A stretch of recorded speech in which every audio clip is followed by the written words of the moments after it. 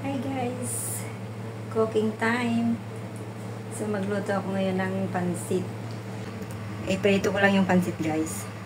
So itong pansit, na-blanch ko na to guys. Blanch ko na to ng mainit na tubig and then pinatuyo ko. Tapos, ito namang sprout, ilagay ko doon sa soup mamaya.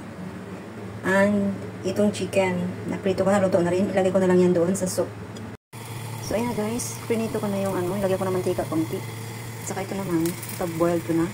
Lagyan ko ulit na spring onion. So, sprout. Yeah.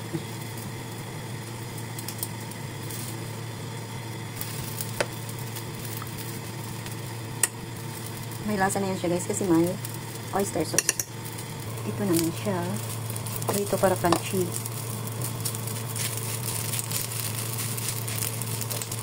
So, lagay na natin yung chicken, guys.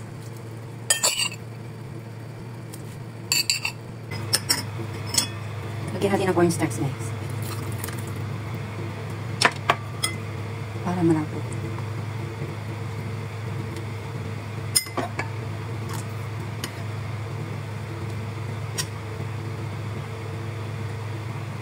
Ang sarap, guys. Sarap. So, ayan, guys. Binaliktad ko lang siya para crunchy naman sa ilalim. Kabilang naman. Pinaliktad ko siya. So, ayan na guys. Ready to eat na. Thank you for watching.